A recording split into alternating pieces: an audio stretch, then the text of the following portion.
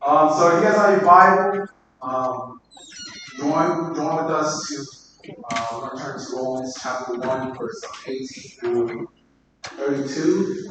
And for those who are new with us, just join with us this morning. Where we've been going through the book of Romans, right? This is kind of like the last portion of all writing to the Romans church, right? So this is going to be the last bit of chapter 1, and I don't know when we'll move to chapter 2, but we'll just leave it there, right?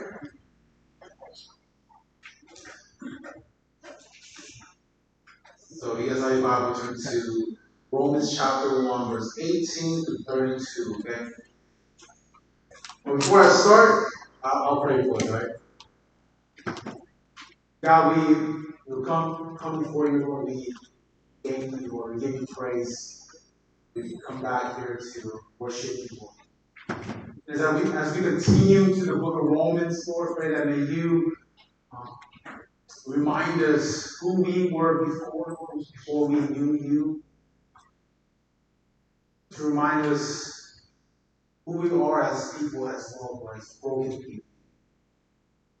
And so as we dig into the letter of Paul to the Church of Rome, pray that may you open our eyes, change our hearts to repent from our sin, that we continue to live it. So we give you thanks, we give you this moment, Lord. And may you be glorified in what I have to say and to communicate with my brother and sister of Paul's letter. Use me and empower me with your spirit to speak truth. So we thank you, love you, praise you in your holy and precious name, Jesus.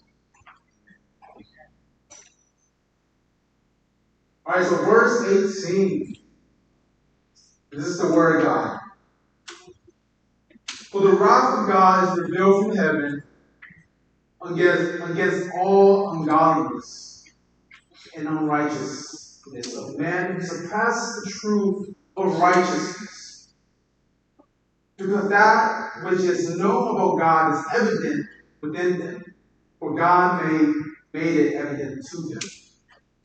For since the creation of the world, his invisible attributes, his eternal power, his divine nature have been clearly seen, being understood through what has been made, so that they are without excuse. For even though they knew God, they did not honor him as God or give thanks. But they became fruitful in their speculations, and their foolish heart has darkened. Professing to be wise, they became fools.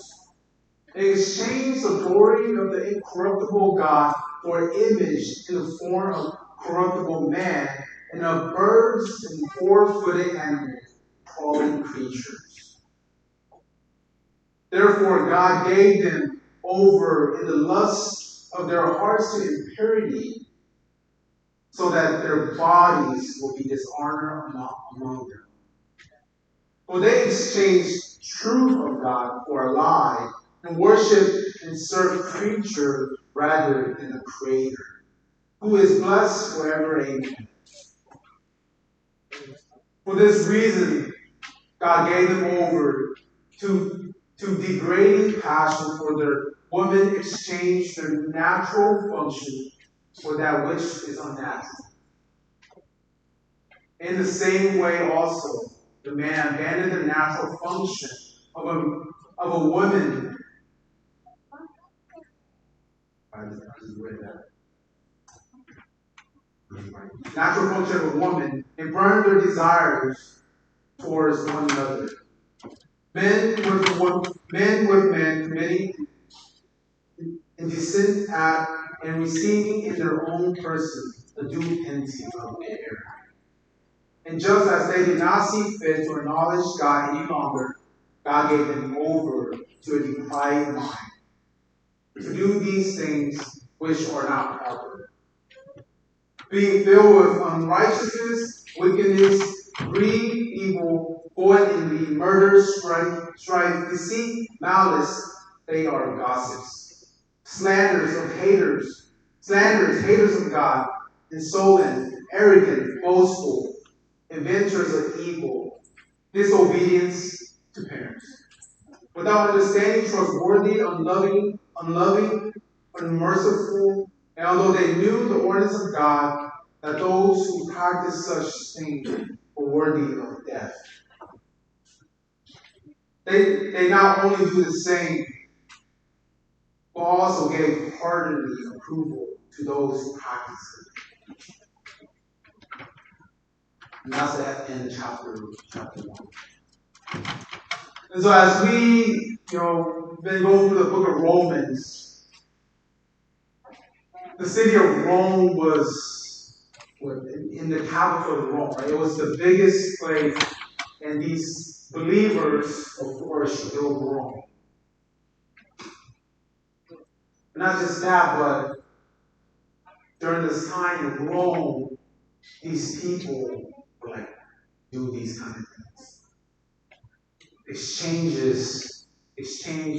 man sleeping with man, woman sleeping with woman. Men who are not married sleeping with, unmarried women. In the same way, we're living in the same time of how the Roman Church was like. And I'm pretty sure we see that around us in the U.S., right? The Western culture of how this is progressing within our culture.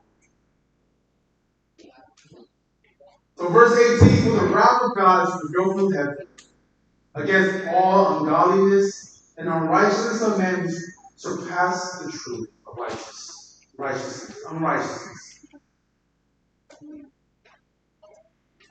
When I was reading this, passage, I think to the book of with Lord of the Fly. Anybody read that book? Yep. Lord of the Fly? Yeah. I read that book in middle school. When I was reading this, I gave me a glimpse of what it was like, right? How I connected the dot a little bit, how kind of, connect with each other, right? This wrath that is revealed to us is the abandonment of God abandoning us. Right? So how does this connect with the Lord of the Fly? Okay, these kids, there was a war going on, and these kids got shot down, and they went to this island, and they were abandoned. They didn't just get abandoned, they created their own culture, they created their own rules. And, what happened towards the end? They started to die one by one, committing all these immoral acts, right? It was crazy. And I was kind of reading this and kind of trying to relate back to the Lord of wow, so similar in the same way. We do not have God. We are not followers of Christ. If we have made gods of our own image, in our own image, this is what happened. In verse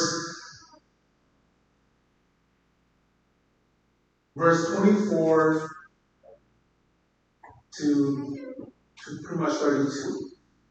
There's three things that it's mentioned in here, right? Verse 24 says, therefore God gave them over in the lust of their heart to impurity.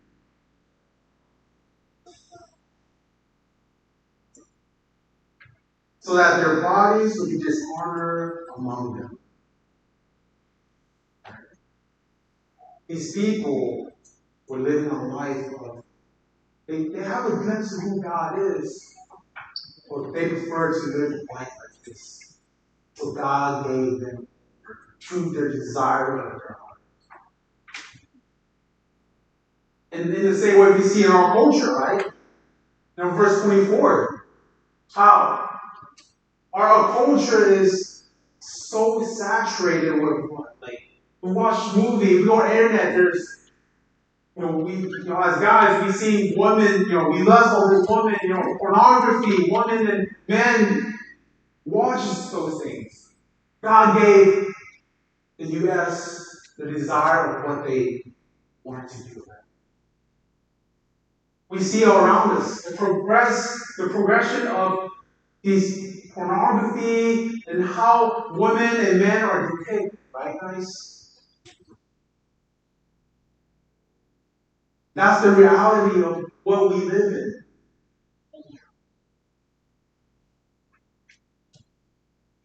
Not just that,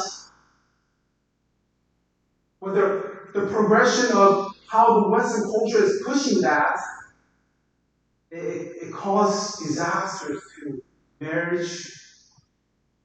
It caused disasters to, even us as Christians, single who are dating, who are sleeping with one another. It says, He gave them in the lust of their hearts impurity, right? There's even Christians are such ways struggling with that. But not just Christians, but even the non-believers.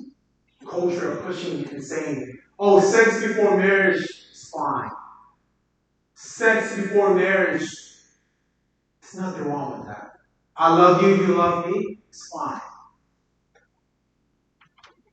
But let's look into what the book of Hebrew has to talk about sex, marriage. So you guys can turn to chapter 13 of Hebrew. In verse 4 it says, Marriage is to be held in honor among all. And the marriage bed is to be undefiled. And for fornicators and adulterers, God will judge.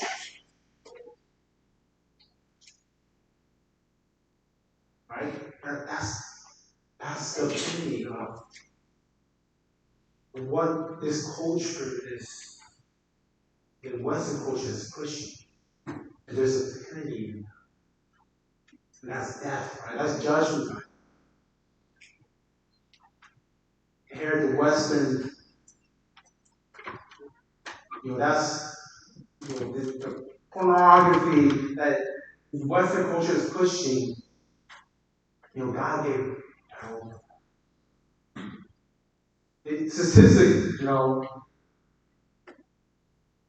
like porn sites and stuff like that are like number 2 trending in search in Google and stuff. And that's just how the culture wants to do things. In the same way, the Roman Church were in the same situation that we are now. Their history is just repeating itself.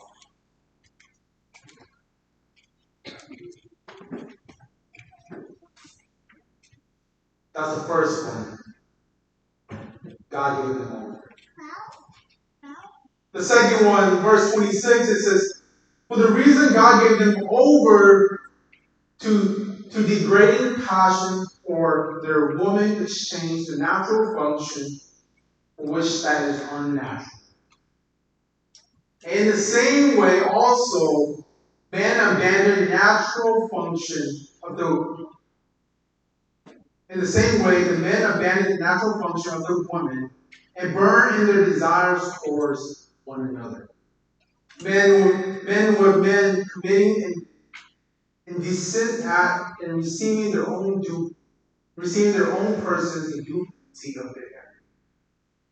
Again, this is nothing new. Lesbian, gay is nothing new. This has existed over many years. There's nothing new to us. There's nothing new to what the Roman Church is known. In the same way, the Western culture is the same. couple years ago when Obama was president, that was one of the biggest things in their American church about gay and lesbian being promoted or being legalized. Here now today, there are other churches who accept these things. But brothers and sisters, we must stand firm.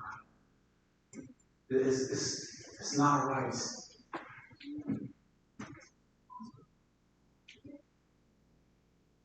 There's a duplicity of a woman exchanging the desires for one another, men exchanging desires for one another.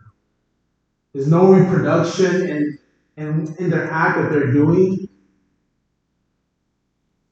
This is how diseases spread, AIDS and HIV. This is a stupidity. It's not correct.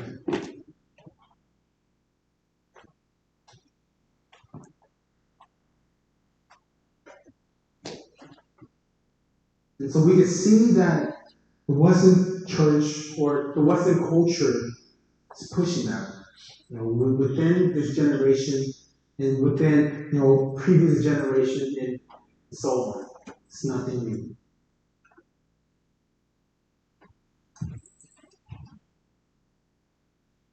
Verse 28. The second or the third, where God gave them over.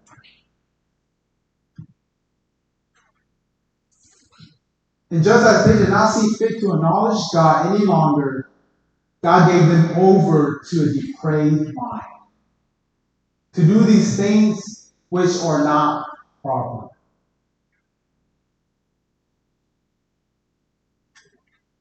So, what is depraved mind? Well, what is this depraved mind that God gave them over?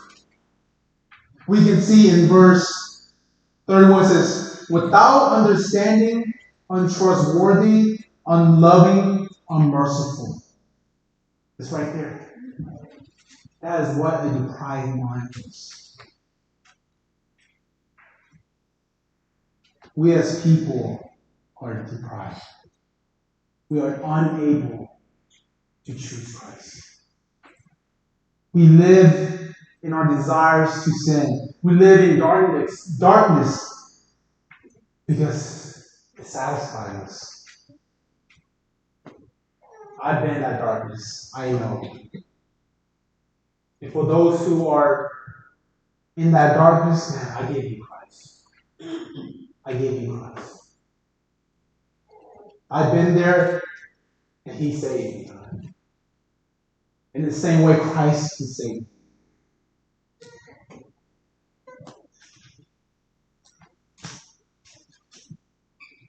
That's the wrath that God shows us.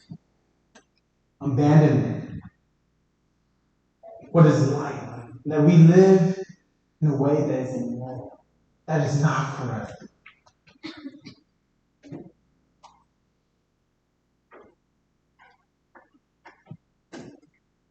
We'll shift gears. We're going to continue from the beginning of 18, 19, 20, 21. 18, 19. For the wrath of God is revealed from heaven.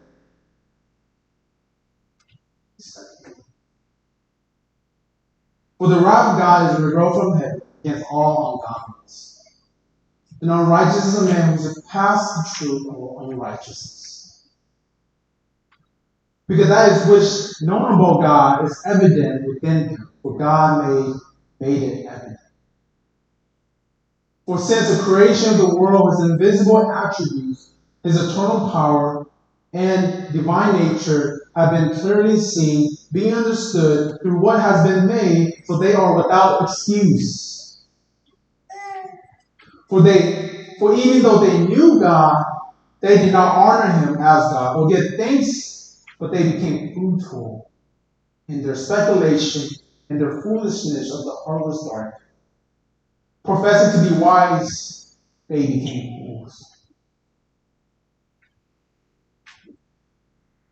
One thing that I was, enlightened, talking with one of my good friends a couple months ago was, we were talking about the gospel and how it is so simple, but yet other people make it so hard to understand, especially educated people. And I'm over there sitting, and he's over here like telling me like, man, like, don't you see that even our parents who's not educated, yet they believe in the death and the resurrection. They believe in what he has done on the cross. But like, there's people who reject this. These people, what their Paul said, are fruitful, right? They make their own speculation. They want proof. But what proof? What else do they need? Right? Don't you see that there are the things around us, that there has to be a creator?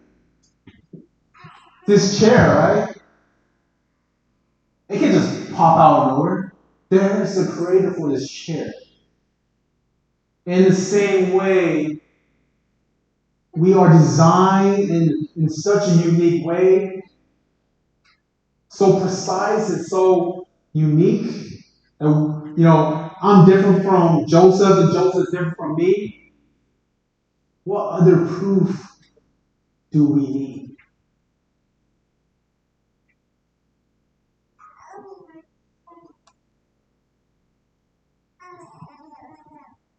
What are the attributes that we see from God? What is it?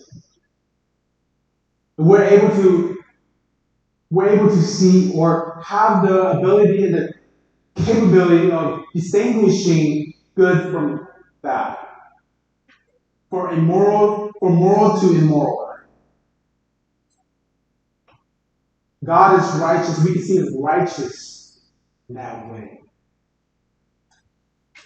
That, Paul was talking about telling to the Romans church that these people who practice these things like, sharing, lesbian, gay, there's no reproduction. We see that. God designed that.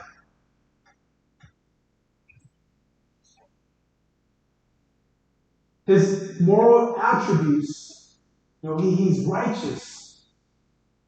His righteousness is shown. His moral self is revealed to us. But yet the Romans church,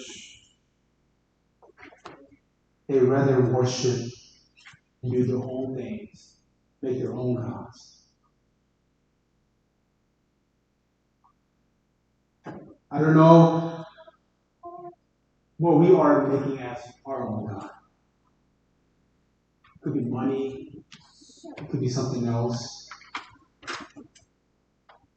But there's much more satisfaction in Christ. We can be so much more satisfied. And like I said, I've been there. I know what it's like to live in darkness.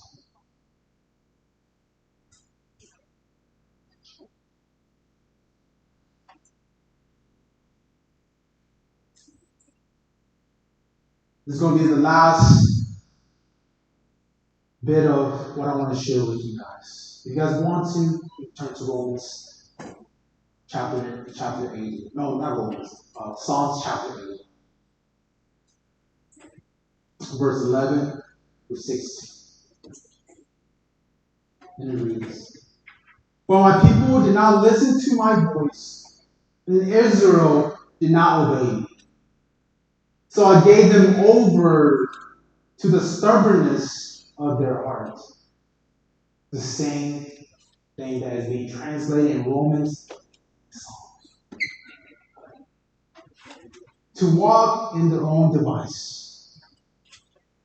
Oh, that my people will listen to me, that Israel will walk in my ways. I will quickly subdue their enemies and turn my hand against their advisors.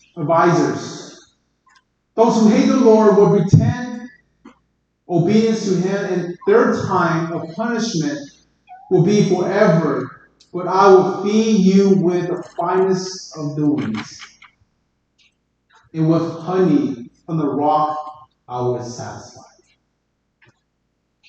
And this is God's crying to the Israel. Oh, my people, would you listen to me? That Israel will walk in my ways. That I will quickly subdue their enemy. He will subdue our enemies. He will help us. He will empower us.